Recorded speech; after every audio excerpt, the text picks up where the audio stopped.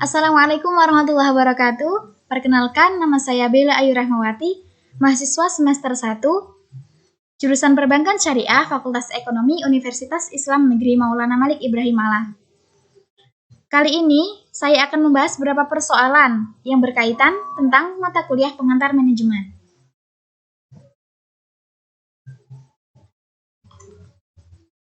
Nah, poin-poin yang akan saya bahas di sini ialah yang pertama struktur organisasi, yang kedua tentang pengambilan keputusan, yang ketiga keterampilan manajerial, dan yang terakhir manajemen keuangan. Langsung saja masuk ke question 1. Terdapat sebuah pernyataan. Sebuah perusahaan mainan anak-anak ingin mengembangkan daerah pemasaran baru yang dianggapnya potensial, yaitu Malang dan Surabaya. Sebelumnya, perusahaan ini beroperasi di Bandung, Medan, Jogja, dan Semarang. Di saat yang bersamaan, perusahaan juga sedang mempertimbangkan untuk mengembangkan satu jenis produk terbaru, yaitu pakaian anak-anak, sehingga jenis produknya bertambah menjadi 3, yaitu mainan anak-anak, snack anak-anak, dan pakaian anak-anak. Nah, pertanyaannya, berdasarkan informasi tersebut, jenis struktur organisasi seperti apa yang cocok untuk perusahaan itu? Gambarkan dengan jelas struktur organisasi yang Anda maksud. Nah, sebelum masuk ke jenis struktur organisasi, kita perlu mengetahui apa itu struktur organisasi. Struktur organisasi menurut Robbins dan Coulter ialah kerangka kerja formal organisasi yang dengan kerangka tersebut tugas-tugas pekerjaan dibagi, dikelompokkan, dan dikoordinasikan. Struktur organisasi dapat membantu menghindari atau mengurangi kesimpang siuran dalam pelaksanaan tugas. Struktur organisasi juga berfungsi untuk kejelasan tanggung jawab, kejelasan kedudukan, dan kejelasan jalur hubungan.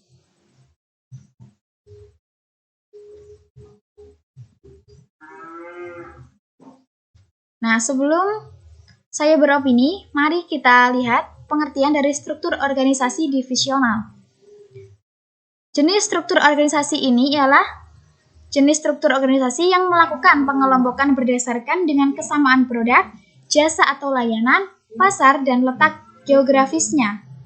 Jenis struktur organisasi ini pada umumnya digunakan pada sebuah organisasi atau perusahaan dengan skala menengah hingga skala besar. Hal ini dikarenakan biasanya operasional yang dilakukan akan lebih tinggi apabila dibandingkan dengan struktur organisasi fungsional. Nah, bisa dilihat rancangan struktur divisional. Di sini terdapat direktur, kemudian divisi produk 1, divisi produk 2, dan selanjutnya. Nah, menurut saya, perusahaan tersebut cocok sekali menggunakan jenis struktur organisasi divisional dengan gambaran seperti ini. Yang pertama direktur, kemudian yang pertama terdapat divisi mainan, kemudian divisi snack, dan divisi pakaian, yang di dalamnya terdapat berbagai rangkaian hubungan. Nah, dengan menggunakan struktur organisasi divisional, berarti sebuah perusahaan memiliki kemudahan dalam hal pengelolaan karena memecah divisi-divisi di dalam perusahaan menjadi bagian yang lebih kecil, sedangkan untuk kelemahannya terletak pada masalah alokasi sumber daya dan juga pada biaya-biaya yang harus dikeluarkan oleh perusahaan. Nah, sesuai dari rencana perusahaan tersebut ingin menambah produk, maka menurut saya jenis struktur seperti inilah sangat cocok untuk perusahaan tersebut.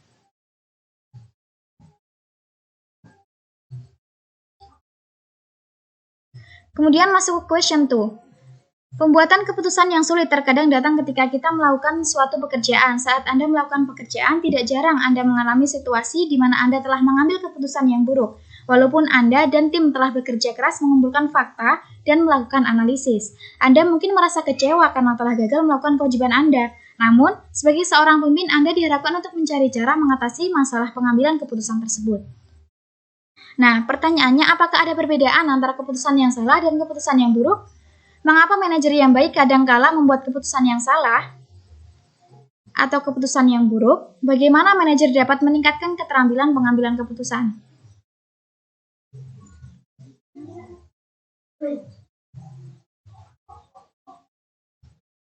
Perbedaan antara keputusan yang salah dan keputusan yang buruk menurut saya adalah keputusan yang salah belum tentu buruk, sedangkan keputusan buruk sudah pasti salah.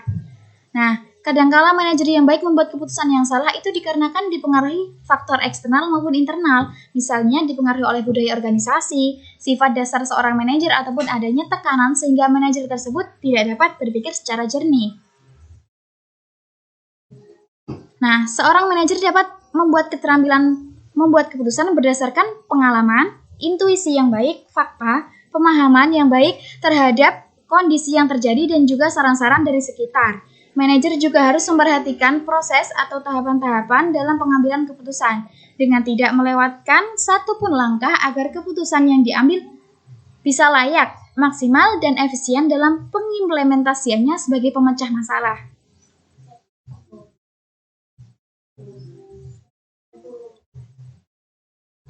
Nah, saya beropini tersebut berdasarkan pada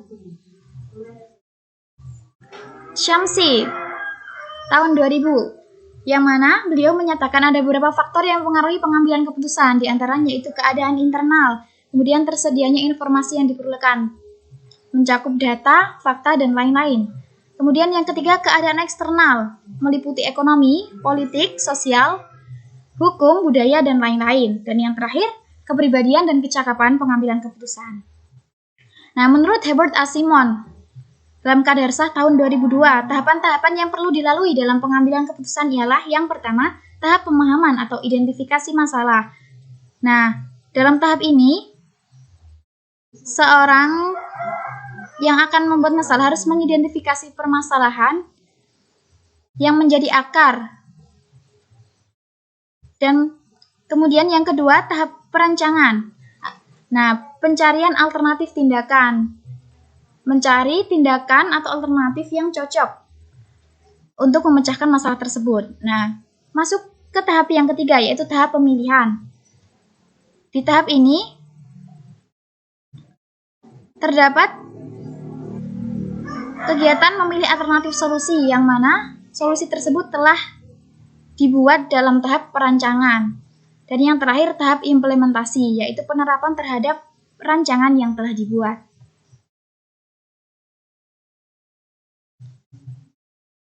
Nah, masuk ke question 3. Anda baru saja bekerja sebagai supervisor baru dari sebuah audit tim dalam perusahaan berskala nasional. Dengan 8 tahun pengalaman yang dimiliki, secara teknis Anda merasa benar-benar sudah siap untuk menerima tugas tersebut. Namun demikian, ini merupakan pengalaman pertama Anda untuk ditunjuk secara resmi sebagai manajer. Saat ini, segala sesuatu menjadi rumit, karena tim yang seharusnya terdiri dari 12 orang tersebut baru 5 yang terisi. Atasan Anda menginginkan tim yang akan dibentuk sedapat mungkin beraneka ragam. Nah, pertanyaannya, bagaimana Anda akan menggunakan dan mengembangkan keterampilan manajerial sehingga Anda berhasil mengelola tim yang beraneka ragam tersebut?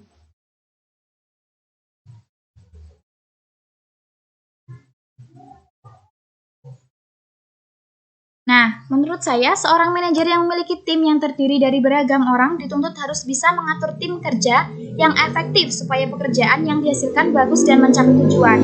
Nah, untuk mengatur sedemikian rupa, seorang manajer harus memiliki beberapa keterampilan yang akan memudahkannya dalam melaksanakan tugas dan tanggung jawab yang diemban.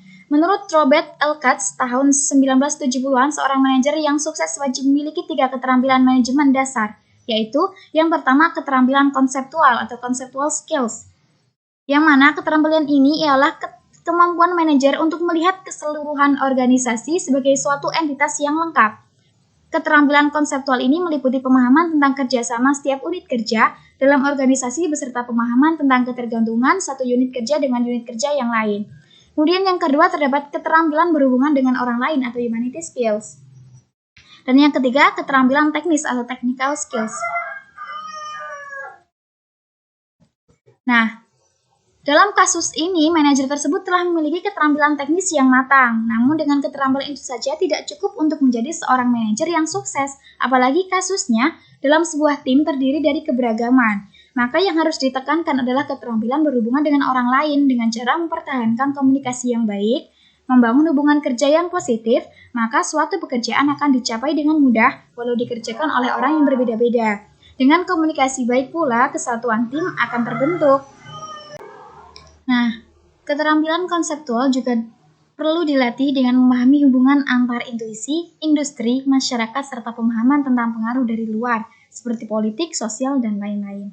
Nah, yang perlu diperhatikan ialah seorang manajer harus memiliki ketiga keterampilan di atas agar dia sukses dalam membawa timnya dalam menyelesaikan berbagai pekerjaan. Kemudian masuk ke question 4.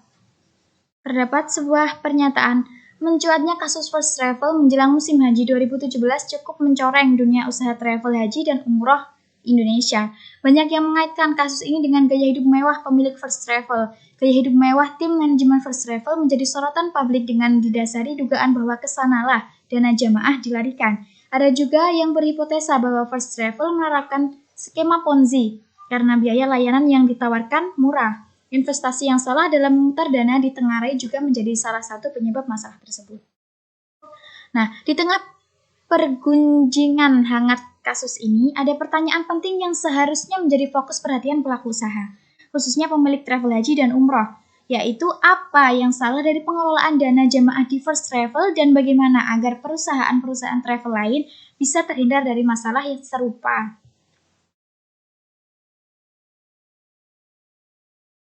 Nah, sebelumnya kita harus memahami dulu apa itu manajemen keuangan. Menurut C.L. Messi, manajemen keuangan adalah kegiatan operasional bisnis yang bertanggung jawab untuk memperoleh dan menggunakan dana yang diperlukan untuk sebuah operasi yang efektif dan efisien.